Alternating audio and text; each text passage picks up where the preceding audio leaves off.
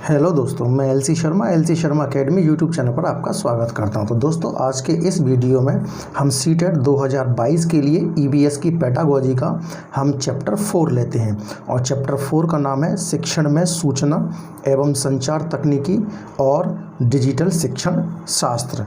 इस चैप्टर के अंतर्गत हम क्या क्या पढ़ेंगे? 21वीं सदी में डिजिटल कौशल का महत्व, सूचना और तकनीक, डिजिटल शिक्षण शास्त्र, कंप्यूटर, इंटरनेट संबंधित आचार नीति, ईमेल, स्मार्टफोन, ऐप्स, ऑनलाइन शिक्षण, शिक्षकों और शिक्षार्थियों के लिए निर्देश, इसको हम पढ़ेंगे। तो चलिए वीडियो को शुरू करते हैं। पहली हेडिंग है 21वीं सदी में डिजिटल कौशल का महत्व। यह आम धारणा नहीं अपितु सत्य है कि जो समय के साथ नहीं चलता वो पीछे छूट जाता है। ठीक उसी प्रकार बदलते परिवेश में शिक्षक एवं छात्र दोनों को भी नए नए कौशल विकसित करने होंगे, जैसे सूचना एवं संप्रेषण कौशल, चिंतन एवं समस्या समाधान कौशल, स्वनिर्देशित अधिगम कौशल, डिजिटल स्किल, वास्तविक दुनिया के उदाहरणों से जोड़कर स्कूली शिक्षा देना। अब हम नेक्स्ट हेडिंग लेते हैं कौशल, जिसको इंग्लिश में स्किल कहते हैं। कौशल क्या होता है? स्किल को हिंदी में कौशल कहते हैं। कौशल किसी कार्य को निपुणतापूर्ण करना है, किसी कार्य को करना तथा किसी कार्य को निपुणतापूर्वक करना, दोनों वाक्यों में अंतर है। कौशल निपुणता को इंगित करता है या निपुणता की ओर इशारा करता है, सिर्फ कार्य संपादन को नहीं। अर्थात ऐसा काम जिसमें आपको अच्छा खासा ज्ञान हो और जिसे आप इतने अच्छे सीख चुके हों कि आप उस काम को करने में विशेषज्ञ हों। कौशल विकास का अर्थ है ऐसे कौशल का विकास किया जाए जो किसी कार्य को करने के योग्य बनाए ताकि विशेषज्ञ जैसे कार्य कर सके। एक शिक्षक में शिक्षक कौशल होना अत्यंत आवश्यक है। नेक्स्ट हेडिंग हम लेते हैं डिजिटल कौशल। बदलते परिवेश में डिजिटल स्किल का होना बहुत ज़रूरी है, अन्यथा प्रगतिशील दुनिया में खुद को पिछड़ते हुए पाएंगे। शिक्षकों में यदि डिजिटल स्किल होगी तभी वो छात्रों को भी इससे अवगत करा सकेंगे। सबसे पहले शिक्षकों को और छात्रों को उन डिवाइसों को जानना चाहिए जिससे डिजिटल कौशल का विकास संभव हो सके। अब हम लेते हैं कंप्यूटर बेसिक। कंप्यूटर ऑपरेट करना, लैपटॉप, कंप्यूटर बेसिक, इंटरनेट में Google, YouTube, online computer course, book library, smartphone चलाना, टैबलेट चलाना, ईमेल, ब्राउज़र का ज्ञान, नेटवर्किंग की समझ, इंटरनेट की जानकारी, डोंगल तथा अन्य सहायक उपकरण। ये कुछ कंप्यूटर बेसिक्स हैं जो कि आना जरूरी है। इन प्रचलित शब्दावली को वर्तमान में अवश्य जानना चाहिए। HTML, login, sign in, web, app, CD व DVD, pen drive, coding, server, data, user name, password, digital library, Google drive, Android, WiFi आदि। आपके सामने जब भी कोई नया शब्द आए तो आप गूगल सर्च करके अवश्य देखें। कोडिंग एक डिजिटल स्किल है जो वर्तमान में काफ़ी प्रचलित है। डिजिटल प्लेटफॉर्म पर विभिन्न प्रकार के कंटेंट तैयार करना भी एक डिजिटल कौशल है, जैसे यूट्यूब पर वीडियो अपलोड करना, ब्लॉग लिखना आदि। ये क्या है? ये भी एक प्रकार का डिजिटल कौशल है। स्कूल, कॉलेज आदि में होमवर्क को भी डिजिटल जमा करने के लिए सुविधाएं दी जाने लगी हैं, इसलिए वर्ड प्रोसेसर की जानकारी इस डिजिटल वर्ल्ड में महत्वपूर्ण है। आज डाटा का महत्व बढ़ गया है। डाटा विश्लेषण कर उससे बातों का पता कर भविष्यवाणी की जाती है, जिसका प्रयोग वर्तमान में चुनाव में फ़ायदा उठाने के लिए पार्टियां कर रही हैं तो व्यापार में कंपनियां कर रही हैं। प्रस्तुतिकरण देने के लिए टूल्स का इस्तेमाल शिक्षक व छात्र दोनों कर रहे हैं। इन टूल्स की मदद से एनिमेशन लगाना, स्लाइड तैयार करना, साउंड आदि जोड़ते हैं तथा प्रेजेंटेशन को काफ़ी आकर्षक बनाते हैं। डिजिटल लिटरेसी का अर्थ है तकनीक व इंटरनेट के माध्यम से विषय को पढ़ना, लिखना और समझना। नेक्स्ट हेडिंग लेते हैं सूचना और तकनीकी। सूचना से तात्पर्य, यानी सूचना से मतलब है आंकड़ों का संग्रह और उनका आदान प्रदान। किसी भी सूचना प्रणाली में इनपुट को आंकड़े यानी डेटा कहा जाता है तथा आउटपुट को सूचना यानी इंफॉर्मेशन कहा जाता है। जब वैज्ञानिक क्रमबद्ध एवं सुसंगठित ज्ञान को दैनिक कार्यों में प्रयोग किया जाता है तो उसे तकनीकी कहते हैं। शिक्षा एवं तकनीकी का एक दूसरे से घनिष्ठ संबंध है। शिक्षा जहां बालक के व्यवहार में वांछित परिवर्तन लाती है, वहीं तकनीकी उनके व्यवहार में वांछित परिवर्तन लाने में दिशा निर्देश प्रदान करती है। सूचना तकनीकी से सूचनाओं का संग्रह, सुरक्षित, नियंत्रित, सुधार, परिकलन, संप्रेषित किया जाता है।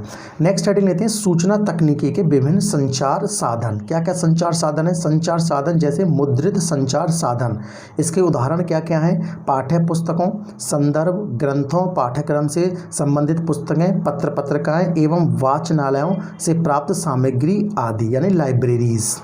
नेक्स्ट संचार का साधन है प्रत्यक्ष जानकारी देने वाले साधन। उदाहरण हैं कारखाने, बाग बगीचे, खेत, सरिताएं, पर्वत, ऐतिहासिक स्थान, भौगोलिक स्थान एवं सांस्कृतिक, सामाजिक, राजनीतिक अनुभव प्राप्त करने वाली घटनाएं आदि। नेक्स्ट संचार साधन है दृश्य श्रव्य उपकरण। इसके उदाहरण है रेडियो, दूरदर्शन, चलचित्र यानी मूवीज, चित्र, चार्ट आदि। नेक्स्ट संचार साधन है मौखिक सूचनाएं। इसके उदाहरण है अध्यापकों, सहपाठियों, अभिभावकों, परिजनों तथा समाज के सदस्यों द्वारा प्राप्त औपचारिक तथा अनौपचारिक सूचनाएं आदि, ये मौखिक सूचनाएं कहलाती है। नेक्स्ट हेडिंग लेते हैं शिक्षण के क्षेत्र में सूचना तकनीकी। कक्षा में कंप्यूटर। कक्षा में कंप्यूटर की उपस्थिति शिक्षक को नए पाठ को पढ़ाने, प्रस्तुतिकरण करने, कक्ष को बाहर की दुनिया से जोड़ने, शैक्षिक वेबसाइट व विशेषज्ञों से परिचित कराने में सहायता करती है। वायरलेस क्लासरूम माइक्रोफोन, यानी वायरलेस क्लासरूम माइक्रोफोन की सहायता से शिक्षक आसानी से एक विशाल कक्षा के विद्यार्थियों से संवाद कर सकता है और विद्यार्थियों को भी शिक्षक को सुनने में आसानी रहती है। शैक्षिक वेबसाइट, ये वेबसाइट विद्यार्थियों के लिए उपयोगी पाठ्यक्रम संबंधी जानकारी, होमवर्क, असाइनमेंट्स, शैक्षिक गेम्स, क्विज इत्यादि प्रकाशित करते हैं। इन वेबसाइट द्वारा शिक्षकों को अपने द्वारा पढ़ाई तथा आगे पढ़ाई जाने वाली विषय वस्तु संबंधी जानकारी को प्रकाशित करने का अवसर मिलता है। मोबाइल, इसने विभिन्न प्रकार की शैक्षिक जानकारी का आदान प्रदान करना आसान कर दिया है। डिजिटल गेम्स जहां एक और विद्यार्थी को मनोरंजक रूप में सीखने का अवसर प्रदान करते हैं, वहीं उसमें सीखने के लिए उत्सुकता भी जगाते हैं। डायरेक्ट टू होम यानी DTH, इसकी सहायता से कक्षाओं में विभिन्न प्रकार के टेलीविज़न कार्यक्रमों को सीधे प्रसारित करना अत्यंत सरल हो गया है। इसके माध्यम से कंप्यूटर पर भी टेलीविज़न कार्यक्रमों को प्रसारित किया जा सकता है और आवश्यकता अनुसार कार्यक्रमों की रिकॉर्डिंग की जा सकती है। टेली कॉन्फ्रेंसिंग, इसके माध्यम से दूर विदेश में बैठा कोई भी शिक्षक विश्व में कहीं भी किसी भी व्यक्ति से संपर्क स्थापित कर सकता है और तत्काल शिक्षण भी दे सकता है। नेक्स्ट हेडिंग है शिक्षा तथा विद्यालय प्रबंधन के क्षेत्र में सूचना तकनीकी का प्रयोग। कहाँ का प्रयोग होता है? ऑनलाइन प्रवेश सिस्टम का विकास, ऑनलाइन परीक्षा का आयोजन, परीक्षा परिणाम का इंटरनेट द्वारा प्रकाशन, ऑनलाइन कक्षा का आयोजन। नेक्स्ट हेडिंग लेते हैं शिक्षण, डिजिटल शिक्षण शास्त्र। जब डिजिटल तकनीक का प्रयोग करके शिक्षण किया जाता है तो उसे डिजिटल पेडागोजी यानी डिजिटल शिक्षण शास्त्र कहते हैं। तकनीक एक ऐसा उपकरण है जो शिक्षण की प्रक्रिया में अध्यापक और बच्चों दोनों के लिए सहायक है। तकनीक के प्रयोग ने विद्यार्थी केंद्रित पूछताछ आधारित शिक्षण को बढ़ावा दिया है। आज के इस तकनीक आधारित 21वीं शताब्दी में अध्यापक का कार्य एक सहयोगी या ई मध्यस्थ यानी ई मॉडरेटर के रूप में परिलक्षित होता है। तकनीक के प्रयोग के कारण आज के समाज में बहुत परिवर्तन हुआ है और इसीलिए समाज स्थानीय देशीय न होकर वैश्विक बन गया है। आज विश्व के प्रत्येक कार्य क्षेत्र में तकनीक का प्रयोग बढ़ता जा रहा है। चूँकि स्कूली शिक्षा का एक उद्देश्य विद्यार्थियों को रोजगार की दुनिया में प्रवेश कराना है, अतः स्कूली शिक्षा में तकनीक का प्रयोग अनिवार्य हो गया है। इस अनिवार्यता के दो आधार हैं। सामाजिक अनिवार्यता अर्थात शिक्षण तकनीक यानी डिजिटल आधारित हो और शिक्षण शास्त्रीय अनिवार्यता अर्थात तकनीक का शिक्षण पर प्रभाव। डिजिटल पेडागोजी एक कौशल और अभिवृत्ति है। इसका संबंध कक्ष में प्रभावशाली प्रयोग और कैसे और क्यों प्रयोग किया जाए से है। नेक्स्ट हेडिंग है डिजिटल शिक्षण शास्त्र के उद्देश्य यानी और महत्व। आज के बच्चे स्कूल के बाहरी ज़िंदगी में तकनीक के प्रयोग से अवगत हैं और वे उसका प्रयोग करते भी हैं, परंतु शिक्षा के क्षेत्र में तकनीक का कैसे प्रयोग किया जाए उससे अवगत नहीं है। डिजिटल पेडागोजी के द्वारा विद्यार्थियों को तकनीक के प्रयोग में धारा प्रभाव बनाना है। इसके द्वारा नए उभरते तकनीकों से विद्यार्थियों का परिचय कराना है। इसके द्वारा शिक्षकों को भी नए उभरते तकनीकों से परिचित कराना है ताकि वे उसका प्रयोग कक्ष में प्रभावशाली ढंग से कर सकें। आज के तकनीकी और प्रतियोगी दुनिया के लिए विद्यार्थियों को लायक बनाना है यानी योग्य बनाना है। आज की तकनीकी दुनिया में विद्यार्थियों को रोजगार की दुनिया में प्रवेश कराना है। विद्यार्थियों में उन कौशलों का विकास करना जिनके द्वारा वे समाज में अपना महत्वपूर्ण योगदान दे सकें। कक्ष में विद्यार्थियों को व्यस्त रखना और उन्हें प्रेरणा देना और शिक्षण को प्रभावशाली बनाना है। व्यक्ति जीवन भर सीखता रहता है, अतः डिजिटल तकनीक द्वारा व्यक्ति के जीवन भर सीखने की प्रक्रिया को सुनिश्चित करना है। डिजिटल तकनीक द्वारा शिक्षण के अनुभव में परिवर्तन लाना है। इसके द्वारा समृद्ध, विविध और लचीले शिक्षण के अवसर प्रदान करना है। इसके द्वारा रचनात्मक विद्यार्थियों को तैयार करना जिससे वे अपने ज्ञान को निर्णायक, उद्देश्यपूर्ण और महत्वपूर्ण तरीके से उपयोग कर सकें। अब लेते हैं हम डिजिटल सामग्री। डिजिटल शिक्षण सामग्री में मुख्य तौर पर internet, computer, smartphone, tablet, television, projector, smart board शामिल है। डिजिटल शिक्षण सामग्री के उद्देश्य: छात्रों में पाठ के प्रति रुचि पैदा करना, तथ्यात्मक सूचनाओं में रोचकता का समावेश करना, तीव्र एवं मंद बुद्धि छात्रों को योग्यतानुसार शिक्षा प्रदान करना, छात्रों को क्रियाशील बनाना। डिजिटल शिक्षण सामग्री उपयोग के दौरान सावधानी। तो क्या क्या सावधानी बरतनी चाहिए? छात्रों की उम्र, अनुभव, समझ का ध्यान रखना। सामग्री पाठ्य से संबंधित होनी चाहिए। शिक्षण सामग्री छात्रों में अरुचि उत्पन्न करने वाली ना हो और डिजिटल सामग्री का संचालन सरलता से हो। अब हम लेते हैं हम नेक्स्ट हेडिंग कंप्यूटर। कंप्यूटर शब्द की उत्पत्ति अंग्रेजी भाषा के शब्द कंप्यूट से हुई है जिसका अर्थ होता है गणना करना। कंप्यूटर को हिंदी भाषा में संगणक कहते हैं। कंप्यूटर केवल एक गणक ही नहीं है बल्कि गणितीय तथा अगणितीय सभी प्रकार की सूचना को संसाधित करने वाला उपकरण है। कंप्यूटर का जनक चार्ल्स बेबेज को माना जाता है। इन्होंने डिफरेंस इंजन 1822 में और वैशलेसिक इंजन 1837 का आविष्कार किया। अब हम नेक्स्ट हेडिंग लेते हैं कंप्यूटर की विशेषताएं। कंप्यूटर असंख्य बातों तथा डाटा आदि को अपने मेमोरी में संग्रहित रखता है। कंप्यूटर से संबंधित सभी क्रियाएं विश्वसनीय होती हैं। यह हमारे दैनिक जीवन के सभी कार्यों में सहयोग करता है। कंप्यूटर कुछ ही क्षणों में सभी कार्यों को संपादित कर देता है। इससे मौसम का सफल अनुमान, ग्रहों का अध्ययन, स्कैन, ज्वालामुखी विस्फोट का पूर्वानुमान लगाया जा सकता है। यह मानव के हर क्रियाकलाप में योगदान देता है जैसे बैंक के कार्य, रेलवे, पुलिस व्यवस्था, चिकित्सा क्षेत्र आदि। अब हम नेक्स्ट हेडिंग लेते हैं कंप्यूटर प्रणाली। इसे प्रमुख रूप से दो भागों में बांटा जा सकता है, हार्डवेयर और सॉफ्टवेयर। अब हम लेते हैं hardware. Input, output, processing, control तथा स्टोरेज यानी मेमोरी करने वाले उपकरण हार्डवेयर कहलाते हैं। सेंट्रल प्रोसेसिंग यूनिट यानी सीपीयू, इसकी फुल फॉर्म होती है सेंट्रल प्रोसेसिंग यूनिट। सीपीयू को कंप्यूटर का दिमाग भी कहते हैं। यह कंप्यूटर के सभी कार्यों पर नियंत्रण करता है। इसमें रजिस्टर, एएलयू और कंट्रोल यूनिट होता है। इसका निष्पादन मेगाहर्ट्ज़ या गीगाहर्ट्ज़ में होता है। एएलयू जिसकी फुल फॉर्म होती है अरिथमेटिक लॉजिक यूनिट, सीपीयू का वह भाग है जो अंकगणित और तर्कसंगत ऑपरेशन करता है। अब हम लेते हैं इनपुट यूनिट यानी इनपुट यूनिट क्या है? इनपुट यूनिट के अंतर्गत हम कंप्यूटर को काम करने के लिए आदेश देते हैं। अब इनपुट डिवाइस कौन कौन सी होती हैं? Keyboard, mouse, scanner, joystick, trackball, light pen, touch screen, barcode reader, OMR, OCR, ATM, ICR, ये इनपुट डिवाइसेस है। अब हम एक टेबल लेते हैं इनपुट डिवाइसेस एवं उनके कार्य। अब हम इनके कार्य और इनपुट डिवाइस के बारे में चलते हैं। इनपुट डिवाइसेस, कीबोर्ड का काम है टेक्स्ट एवं कैरेक्टर इनपुट करता है। और कीबोर्ड की कुंजियां, इसमें 108 कुंजियां यानी कीज़ होती हैं।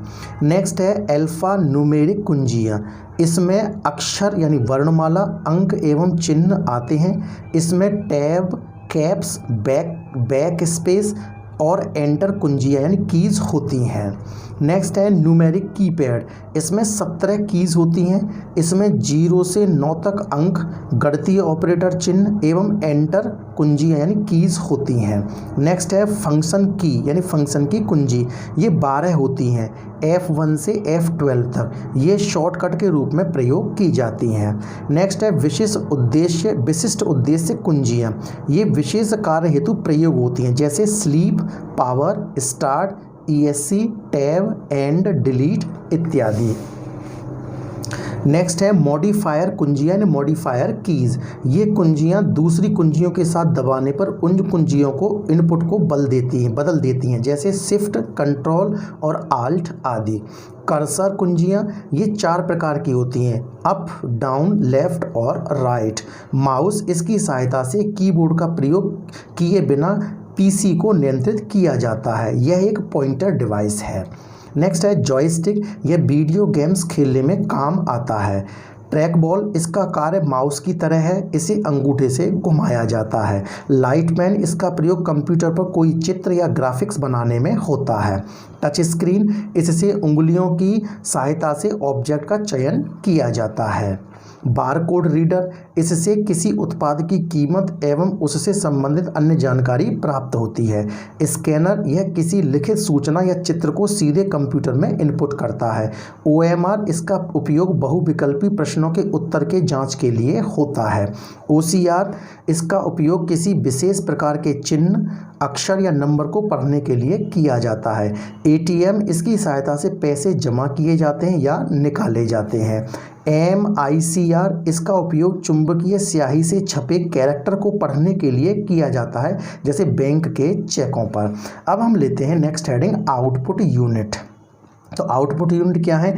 Output devices, monitor, printer, plotter, projector, speaker, ये आउटपुट डिवाइसेस है। आउटपुट डिवाइस एवं उनके कार्य क्या है?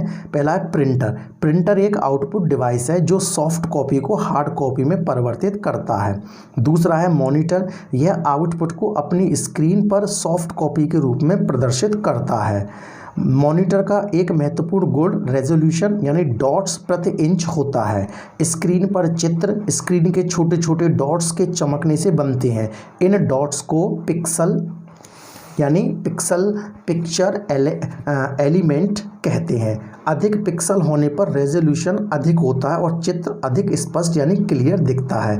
डॉट पिच 2 पिक्सल के मध्य क्षैतिज यानी हॉरिजॉन्टल दूरी की माप है। यह मॉनिटर की गुणवत्ता को प्रदर्शित करता है। मॉनिटर पर डॉट पिच की दूरी कम होनी चाहिए, इसे मिलीमीटर में नापते हैं, mm में।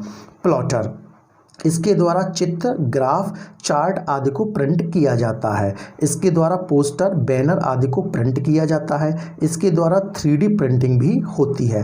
प्लॉटर आकृति को इंच प्रति सेकंड में प्रिंट करता है। चौथा है प्रोजेक्टर यानी प्रक्षेपित। प्रोजेक्टर के द्वारा किसी इमेज को एक बड़ी सतह यानी स्क्रीन या दीवार पर प्रस्तुत किया जाता है। इसका उपयोग कक्षाओं, सम्मेलन कक्षों, थिएटरों आदि में किया जाता है। प्रोजेक्टर मुख्य रूप से निम्नलिखित 3 प्रकार के होते हैं। पहला है DLP को बोलते हैं डिजिटल लाइट प्रोसेसिंग। नेक्स्ट है प्रोजेक्टर LCD यानी लिक्विड क्रिस्टल डिस्प्ले। नेक्स्ट है प्रोजेक्टर और LED यानी light emitting diode projector. Next है मेमोरी यूनिट। तो कंप्यूटर में इनपुट किए गए डेटास को जिस स्थान पर सुरक्षित रखा जाता है उसे मेमोरी डिवाइस कहा जाता है। अब हम मेमोरी के प्रकार ले लेते हैं। दो मेमोरी होती हैं, प्राथमिक मेमोरी यानी प्राइमरी मेमोरी और द्वितीयक मेमोरी यानी सेकेंडरी मेमोरी। तो प्राइमरी मेमोरी क्या होती है, इसमें डाटा या प्रोग्राम अस्थायी रूप से संग्रहित होता है, और सेकेंडरी मेमोरी में इसमें डाटा या प्रोग्राम स्थायी रूप से संग्रहित रहता है। अब प्राइमरी मेमोरी यह अर्धचालक से बनी होती है और सेकेंडरी मेमोरी यह बाह्य मेमोरी या स्थायी मेमोरी है। प्राइमरी मेमोरी यह आंतरिक या अस्थायी मेमोरी है, यह तेज होती है और सेकेंडरी मेमोरी यह धीमी होती है। प्राइमरी मेमोरी के उदाहरण है रैम और रोम, और सेकेंडरी मेमोरी के उदाहरण है hard disk, floppy disk, CD, DVD, pen drive, zip drive, magnetic tape, memory cards, blu और रे डिस्क। अब हम लेते हैं मेमोरी डिवाइस क्या है।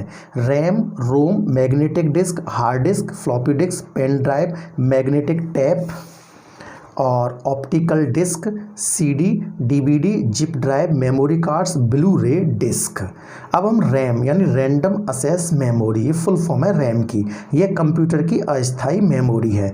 यह डाटा को सबसे पहले रैम में संग्रहित किया जाता है, यानी डाटा को सबसे पहले रैम में संग्रहित किया जाता है। रोम यानी रीड ओनली मेमोरी, इसमें संग्रहित डाटा कंप्यूटर के स्विच ऑफ होने के बाद भी नष्ट नहीं होता है। मैग्नेटिक डिस्क मुख्य रूप से ये दो प्रकार की होती हैं, हार्ड डिस्क और फ्लॉपी डिस्क।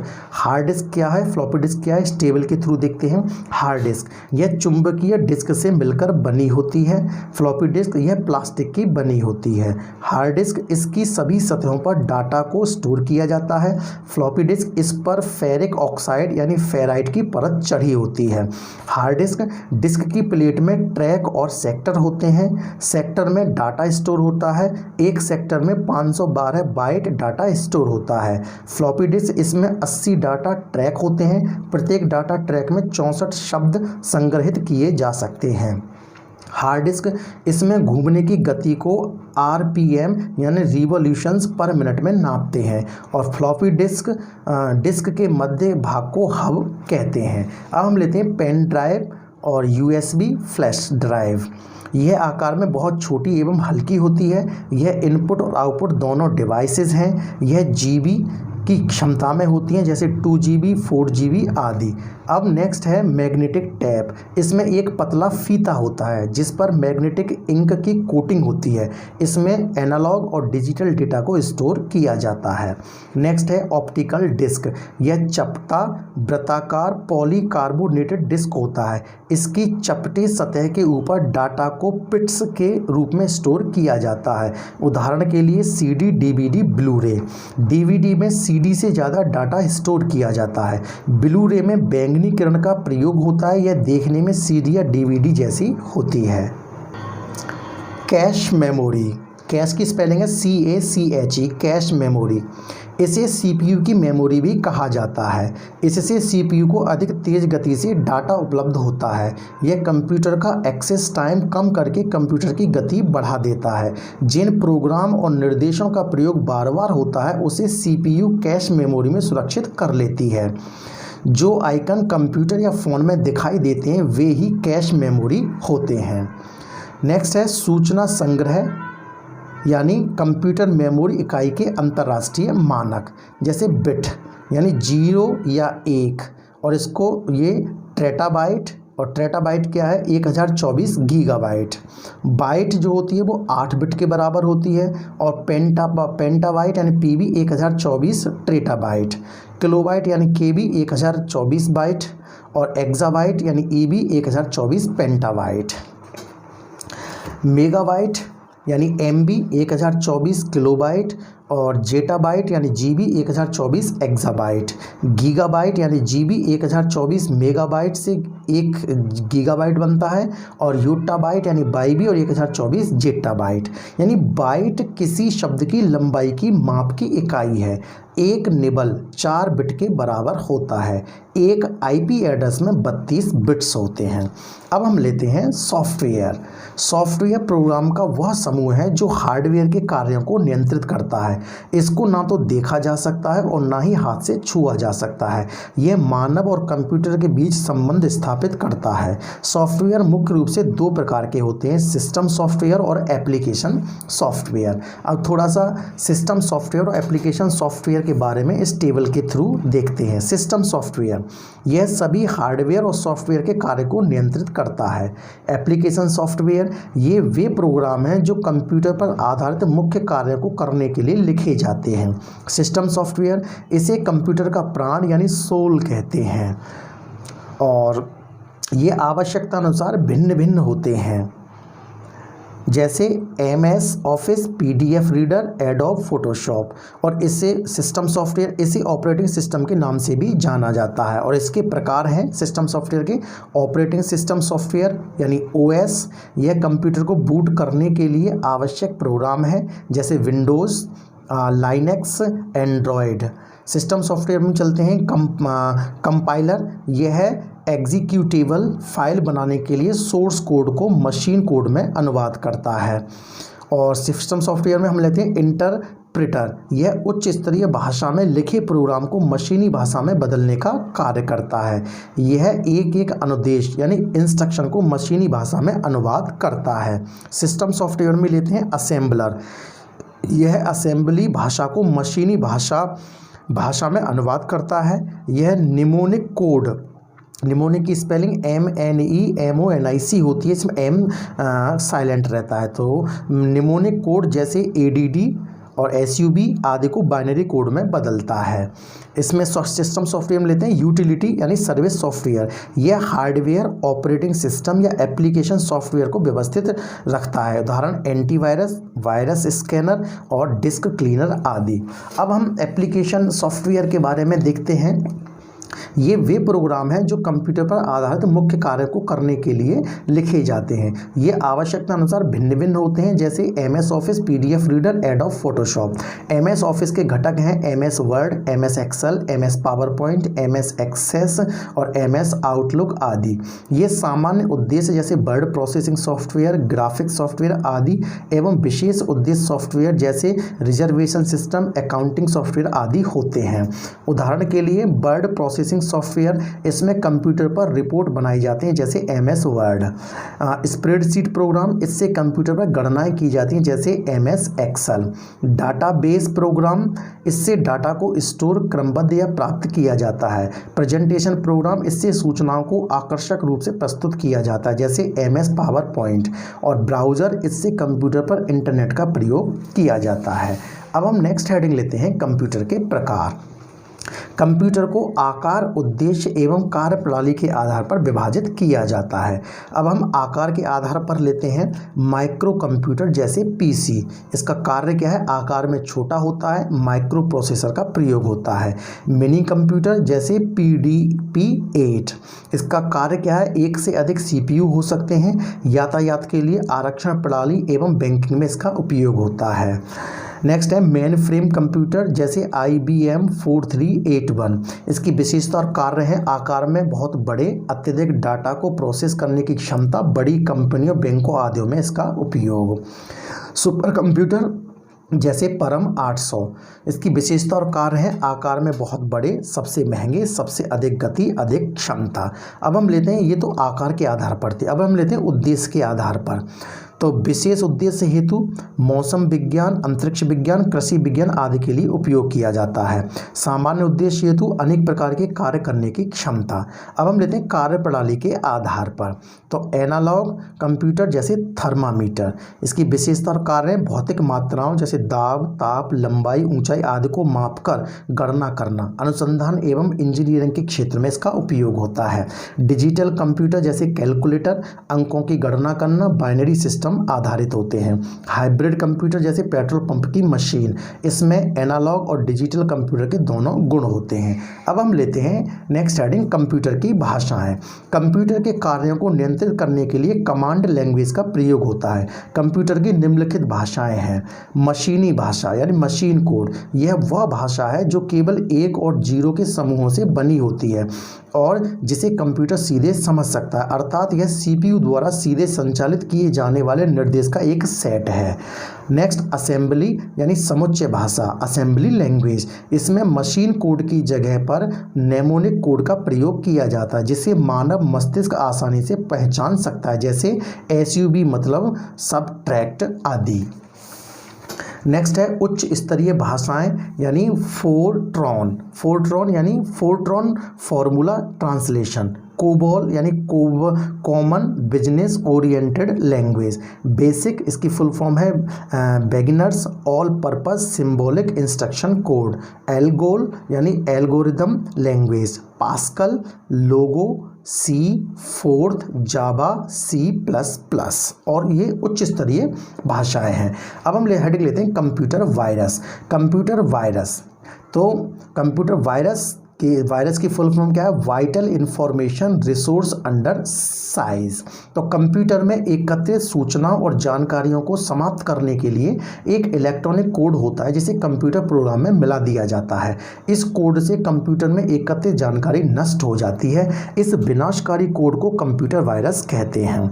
नेक्स्ट है लव वायरस। 4 मई 2000 को आई लव यू नामक कंप्यूटर वायरस विश्व के लगभग 20 देशों में फैल गया। इसे लव बग भी कहते हैं। कुछ प्रमुख कंप्यूटर वायरस हैं क्रिपर, एल्क क्लोनर, माइकेलेंजेलो, फिलिप, सी ब्रेन, ब्लडी, मेलिसा, ट्रोजन, अन्ना कूर्निकोवा। कंप्यूटर वायरस से बचाने वाले सॉफ्टवेयर को वैक्सीन कहा जाता है। MS वर्ड, यह एक वर्ड प्रोसेसर है जिसको माइक्रोसॉफ्ट ने विकसित किया है। यह माइक्रोसॉफ्ट ऑफिस का एक भाग है। MS एक्सेल यानी या स्प्रेडशीट, इसे माइक्रोसॉफ्ट द्वारा डिजाइन और निर्मित किया गया है। यह माइक्रोसॉफ्ट ऑफिस का भाग है। इससे किसी डाटा को व्यवस्थित, संग्रहित और विश्लेषित किया जाता है। HTML की फुल फॉर्म क्या है? Hyper text markup language. इसका उपयोग वेब में पेजों और प्रोग्रामों के अनुरोध एवं उनको पूरा करने के लिए किया जाता है। HTML को इस प्रकार डिजाइन किया गया है ताकि टेक्स्ट, इमेज आदि को प्रस्तुत किया जा सके। इसके पेज के मुख्य भाग में वे सभी विषय शामिल होते हैं जिन्हें हम प्रस्तुत करना चाहते हैं। हाइपर टेक्स्ट हाइपरलिंक वह तरीका है जिसके द्वारा वेब पेज को एक्सप्लोर किया जाता है। HTML एक मार्कअप भाषा है क्योंकि यह वेब पेज बनाने के लिए कोडिंग का उपयोग करता है।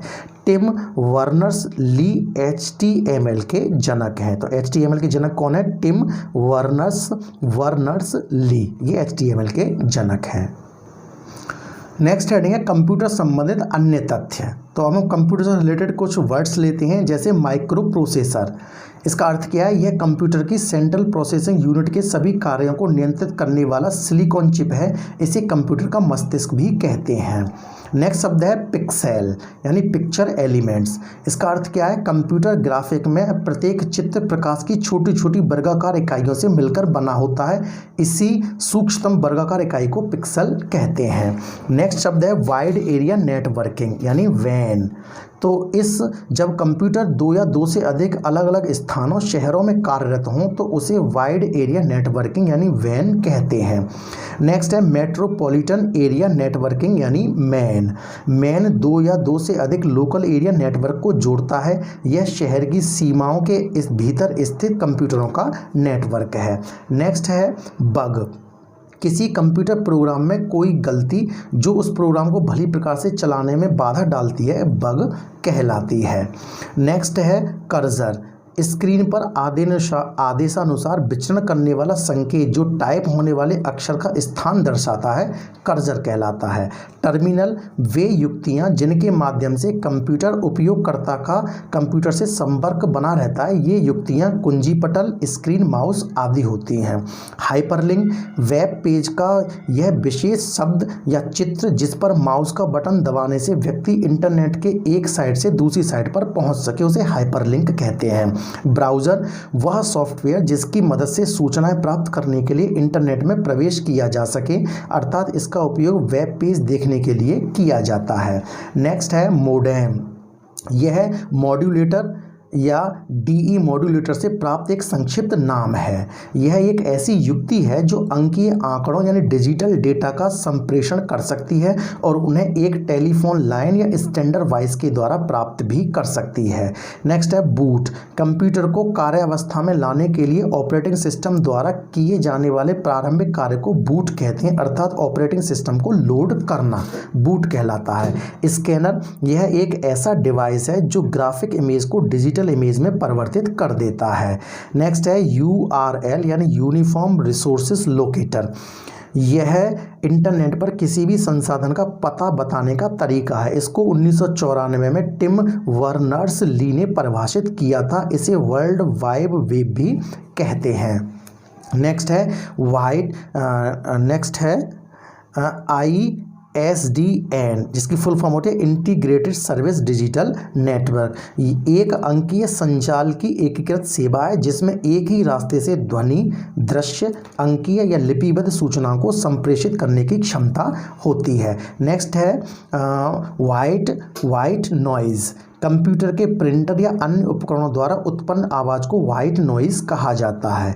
नेक्स्ट जॉयस्टिक, हैंडल्स की आकृति की युक्ति जो 360 डिग्री की चाप पर घूमती है। चाप मीन्स आर्क, जिसका उपयोग स्क्रीन पर चित्र को नियंत्रित करने के लिए किया जाता है। इसका उपयोग वीडियो गेम्स खेलने में भी होता है। नेक्स्ट है प्रकाशीय संकेत पहचान युक्ति यानी ऑप्टिकल कैरेक्टर रिकॉग्निशन डिवाइस यानी OCR।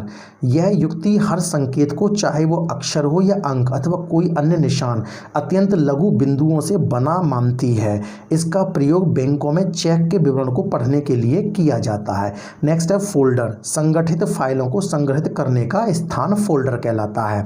नेक्स्ट है डिजिटल सब्सक्राइबर लाइन यानी DSL। इसके अंतर्गत कंप्यूटर को टेलीफोन के सामान्य तांबे के तार द्वारा टेलीफोन एक्सचेंज से जोड़ दिया जाता है। इसके साथ DCL मोडेम जुड़ने से कंप्यूटर पर 24 घंटे इंटरनेट सुविधा हासिल की जा सकती है।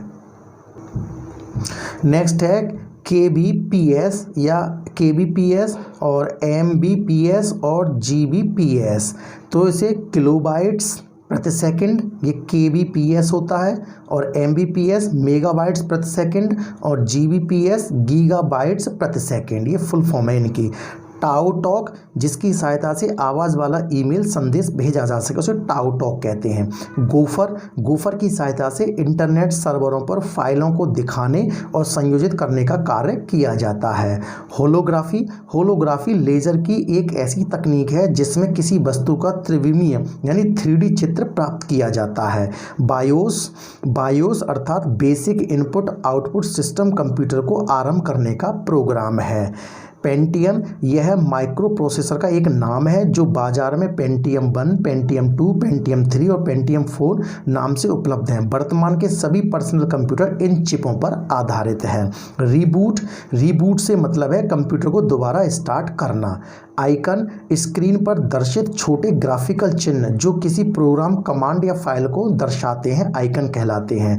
नेटवर्क इंटरफेस कार्ड यानी NIC, यह कंप्यूटर के हार्डवेयर का घटक है। इससे कंप्यूटर को नेटवर्क से जोड़ा जाता है। नेक्स्ट है AMD यानी एडवांस्ड माइक्रो डिवाइसेस, यह माइक्रो प्रोसेसर्स है। नेक्स्ट डाउनलोडिंग, इंटरनेट से कंप्यूटर मेमोरी में फाइलों को स्थानांतरित करने की प्रक्रिया डाउनलोडिंग है। डीबगिंग, प्रोग्राम में त्रुटियों को खोजने तथा हटाने की प्रक्रिया डीबगिंग कहलाती है। स्पैम, विज्ञापन के लिए थोक में भेजा गया ईमेल, ये अनपेक्षित या जंक मेल होते हैं। नेक्स्ट है सेल स्पेसिंग, दो संगत सेलों के बीच की दूरी सेल स्पेसिंग कहलाती है। अब हम नेक्स्ट हेडिंग लेते हैं इंटरनेट। यह एक नेटवर्क का जाल है जो विश्व में सूचनाओं के आदान प्रदान और संप्रेषण को सुगम बनाता है। इंटरनेट का आविष्कारक विंडसर्फ है। तो इंटरनेट का आविष्कार किसने किया था? विंडसर्फ ने। अब इंटरनेट के हम घटक लेते हैं। पहला है वेब ब्राउज़र। इंटरनेट पर वर्ल्ड वाइड वेब यानी WWW का प्रयोग वेब ब्राउज़र सॉफ्टवेयर के माध्यम से किया जाता है। Web browser software hyper text transfer protocol यानी HTTP पर कार्य करता है। वेब ब्राउज़र का प्रयोग कर वर्ल्ड वाइड वेब पर वेब पेज को देखना ब्राउजिंग या सर्फिंग कहलाता है। किसी वेब ब्राउज़र में जब हम किसी वेबसाइट या वेब पेज का URL टाइप करते हैं तो वेब ब्राउज़र उस URL को डोमेन नेम सिस्टम की मदद से आईपी एड्रेस में बदल देता है तथा इंटरनेट सर्विस प्रोवाइडर यानी आईएसपी के आधार पर उस वेबसाइट से हमें जोड़ देता है। कुछ प्रचलित वेब ब्राउज़र हैं, जैसे हम देखते हैं कौन कौन से हैं, जैसे इंटरनेट एक्सप्लोरर। तो यह माइक्रोसॉफ्ट कॉरपोरेशन द्वारा विकसित वेब ब्राउज़र है जो विंडोज़ ऑपरेटिंग सिस्टम में शामिल रहता है। दूसरा है मोजिला फायरफॉक्स। इसका विकास मोजिला कॉरपोरेशन द्वारा किया गया है। इस वेब ब्राउज़र का प्रयोग विंडोज़, लाइनक्स, एंड्रॉयड, आईओएस तथा मैसिंटोश आदि ऑपरेटिंग सिस्टम में किया जाता है। नेक्स्ट है ओपेरा। यह ओपेरा सॉफ्टवेयर कॉरपोरेशन द्वारा विकसित वेब ब्राउज़र है जो मोबाइल फ़ोन तथा पीडीए यानी पर्सनल डिजिटल असिस्टेंट में प्रयोग के लिए लोकप्रिय हो रहा है। नेक्स्ट है apples safari. Safari web browser का विकास एप्पल कॉरपोरेशन द्वारा 2007 में किया गया। यह मैसिंटो ऑपरेटिंग सिस्टम में शामिल रहता है तथा इसका प्रयोग आईफोन तथा आईपैड के लिए भी किया जाता है। Google Chrome. यह गूगल कंपनी द्वारा विकसित किया गया वेब ब्राउज़र है जो अपने बेहतर सुरक्षा प्रावधानों तथा उच्च गति क्षमता के लिए लोकप्रिय है। कुछ अन्य वेब ब्राउज़र हैं Microsoft Edge, Brave, Chromium, Focus, Iron, Rambox, Ghost browser, Webbox, Polypane और श्योरफॉक्स आदि। ये कुछ अन्य ब्राउज़र भी हैं। अब हम लेते हैं वेब सर्वर। इंटरनेट पर जो कंप्यूटर वेब पेज स्टोर करता है उसे वेब सर्वर कहा जाता है। वैसे पेज दूसरे लोगों को देखने के लिए तभी उपलब्ध रहता है जब वह कैब सर्वर पर हो। नेक्स्ट लेते हैं हम वेबसाइट। वेबसाइट एक ही डोमेन नेम के अंतर्जाल पाए जाने वाले वेब पेज का संकलन वेबसाइट कहलाता है। किसी वेबसाइट में एक या अधिक वेब पेज हो सकते हैं। वेबसाइट के विभिन्न पेज आपस में हाइपरलिंक द्वारा जुड़े होते हैं। कुकीज़। वेबसाइट पर जिन फाइलों में सूचनाएं एकत्रित होती हैं उन्हें कुकीज़ कहते हैं। नेक्स्ट लेते हैं वेब पेज। वेब पेज पर एक इलेक्ट्रॉनिक पेज है जिसे HTML यानी हाइपर टेक्स्ट मार्कअप लैंग्वेज का प्रयोग कर बनाया जाता है। वेबसाइट पर दिखने वाला प्रत्येक पेज वेब पेज ही होता है। वेब पेज में टेक्स्ट चित्र, रेखा चित्र, ऑडियो, वीडियो या हाइपरलिंक कुछ भी हो सकता है। नेक्स्ट है हाइपरलिंक्स। तो वेब पेज पर उपलब्ध हाईलाइटेड टेक्स्ट या इमेजेस को हाइपरलिंक्स कहा जाता है। हाइपरलिंक वेब पेज पर अंडरलाइन दिखाई पड़ती है तथा रंगीन चित्रित होती है। नेक्स्ट वर्ल्ड वाइड वेब यानी WWW। टिम वर्नर्स ली यानी WWW के आविष्कारक व प्रवर्तक हैं। वर्ल्ड वाइड वेब का उद्देश्य इंटरनेट पर उपलब्ध बहुत से दस्तावेजों को छात्रों तक पहुंचाना होता है। अब कुछ विशेष बात लेते हैं इंटरनेट संबंधित आचार नीति। इंटरनेट का प्रयोग करते समय हमें निम्नलिखित आचार नीति और सुरक्षा संबंधी बातों का ध्यान रखना चाहिए। छोटे बच्चों के लिए इंटरनेट का प्रयोग अभिभावकों की देखरेख में होना चाहिए। बच्चों को अपनी आयु के अनुसार वेबसाइट देखनी चाहिए। पासवर्ड हमेशा मजबूत होना चाहिए। किसी दूसरे व्यक्ति को पासवर्ड नहीं बताना चाहिए। पासवर्ड हमेशा बदलते रहना चाहिए। किसी जान पहचान वाली मेल का ही जवाब देना चाहिए। अब हम नेक्स्ट लेते हैं ईमेल। ईमेल क्या होता है? ईमेल का तात्पर्य इलेक्ट्रॉनिक मेल से है। ईमेल द्वारा कई प्रकार की सामग्री अर्थात संदेश, चित्र, दस्तावेज, स्प्रेडशीट, वीडियो क्लिप आदि भेज सकते हैं। ईमेल का विकास रेमंड सैमुअल टॉमिल्सन 1971 में किया था, लेकिन 1982 में B.A. शिबा अय्यादुराई को ईमेल को कॉपीराइट मिला। ईमेल पता यानी ईमेल एड्रेस क्या होता है? किसी को भी संदेश भेजने के लिए उसका ईमेल पता मालूम होना चाहिए। इंटरनेट पर सामान्यतः ईमेल निम्न प्रकार से लिखा जाता है, यानी स्थानीय नाम और पक्ष नाम यानी लोकल एड्रेस और डोमेन नेम। स्थानीय पते से यहाँ तात्पर्य ईमेल उपयोग करने वाले व्यक्ति का लॉग नेम यानी लॉगिन नेम है, वह नाम जो आपने अपने ईमेल सर्वर पर अथवा इंटरनेट सर्वर को दिया है जिसके पास आपका मेल अकाउंट है। स्थानीय पते के बाद @ लिखा जाता है, उसके बाद ईमेल प्रोग्राम यानी .com लिखते हैं। ईमेल के लिए भी अनेकों ईमेल प्रोग्राम उपलब्ध हैं, जैसे Pine mail, Yahoo, Hotmail Eudora, Gmail आदि। नेक्स्ट है FTP। FTP की फुल फॉर्म है फाइल ट्रांसफ़र प्रोटोकॉल। FTP एक अत्यधिक महत्वपूर्ण इंटरनेट प्रक्रिया है जिसके माध्यम से अपलोड तथा डाउनलोड तीव्रता से किया जाता है। इसके द्वारा एक साइट से दूसरी साइट पर फाइल को प्रेषित यानी ट्रांसफ़र किया जाता है। प्रयोगकर्ता को FTP प्रयोग करने के लिए एक कंप्यूटर सॉफ्टवेयर इंस्टॉल करने की आवश्यकता होती है। स्मार्ट FTP ऐसा ही एक महत्वपूर्ण सॉफ्टवेयर है। नेक्स्ट हेडिंग लेते हैं हम स्मार्टफोन।